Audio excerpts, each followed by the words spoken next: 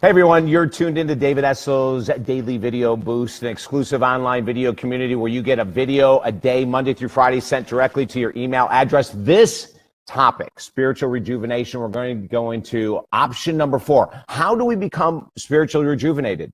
How do we find more contentment, inner peace, more joy, more energy, which are all the end result of spiritual rejuvenation, right? Well, we're going to give you option number 4 today. There's all these other options we've already given. I hope you're taking notes. Remember, take notes, jot things down, do one thing today you'd rather not do, but it's really important to write. I don't care if you're writing on your phone, your iPad, a piece of paper, a scrap of paper, it doesn't matter to me. But writing sets it in more deeply into the subconscious mind. So option number 4 to become spiritually rejuvenated is to take a look at your addictions and dependencies and use them as a springboard to deeper spiritual connection.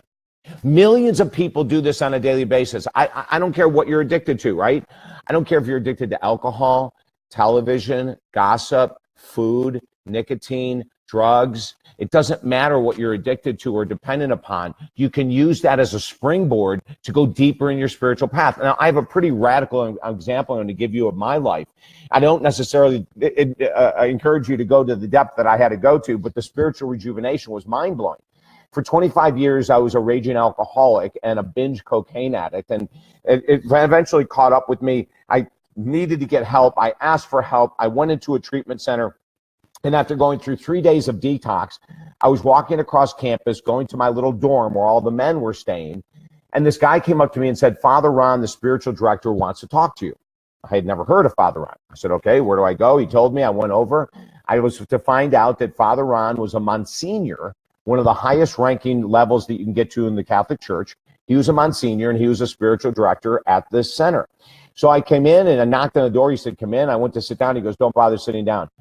I'm just going to ask you one question. I have an appointment with you tomorrow at 2:30. You'll see it on your bed when you look at your schedule for the day. Here's my question for you. Why are you here? I know all about you, David Essel. I know you're a minister. I know you're an author. I know you're a radio host, a counselor, a life coach. I know all about you. I know you're on a deep spiritual path. Obviously, David, it's not deep enough." I'm sitting there going, holy crap, this guy did his homework, right? And he's also calling me out saying, "I don't care, that you're a minister and a writer and all this stuff. Your spiritual path isn't strong enough." And he said, "Why are you here?" So my first answer was to learn how to drink moderately. Like, that's a classic addict response. Okay, you're in a freaking treatment center and you want to drink moderately? Great answer. He looked at me and he goes, "Come on. Like, I don't have a lot of time. Quit fooling around. Why are you here?" And I said, "Holy crap, this guy's serious." I said, "To get medication so it cuts down my cravings." And he shook his head, looked at the floor, and he said, "I'm giving you one more chance." He said, "To get sober?" "Wow, you're brilliant," he said. He said, "Listen, this is what I want you to do. I see you tomorrow at 2:30. I want you to go and I want you to think about one thing. How are you going to surrender your life more to God? Because this is what I'm going to tell you, David Essel. If you get on a deeper spiritual path, a deeper path, but with who we call God, you could call higher power, it doesn't matter to me. You will never crave again. You will never crave any form of addiction for the rest of your life. Now get out of here. I'll see you tomorrow."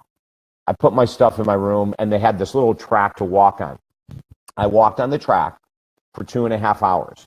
Now, on the track, I have my mala, my prayer beads on my wrist. I took them off and I started going through my prayers. And all of a sudden, I came to this understanding that I started repeating. I joyfully surrender my life and my will to God, now and always. And I repeated that for like an hour and a half. After an hour and a half of slowing my life down, which is what it takes to find spiritual rejuvenation, you don't have to go to a treatment center to have this happen. You can go outside your house right now and begin it. But what I found was when I slowed myself down, the subconscious mind gave me the answer I was looking for. That if I surrendered every time I craved alcohol, cocaine, whatever it might be, if I surrendered it in that moment to God, that craving would go away. An hour and a half later, after walking on that track and doing this really deep spiritual connection, I was back in my room. The next day at 2:30, I walked in his office. I sat down. He looked at me and he said, "You got it, don't you?" And I was shocked. I said, "What do you mean, Father?" He said, "Whatever you did last night, you found the answer." I said, "I did. How do you know?" He said, "I can see it in your face. Now, this is what I'm going to do for you since you did the work last night.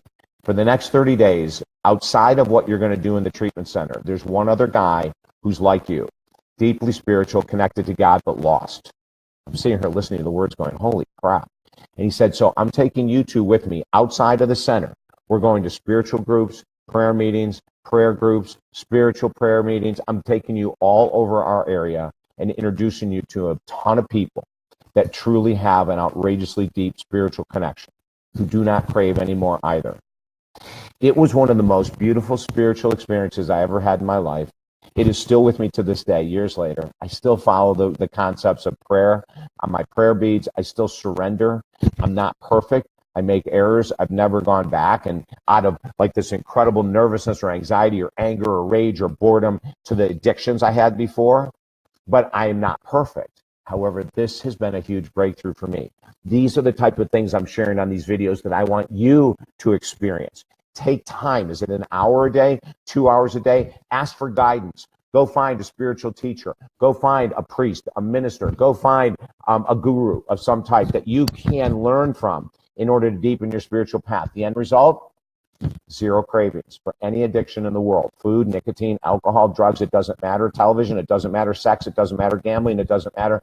There's freedom as we deepen our spiritual path. You can join right now the David Essel's Daily Video Boost. If you're not a member, we have members from all over the world. If you're not a member, you can join right now at talkdavid.com and get a video a day sent to you. Don't forget to grab the book, Focus, Slay Your Goals, more tips on how to go deeper into your life path. And if you need a little help working one-on-one with me, just email me at talkdavid.com. We'll kick butt together, okay? Have a great day.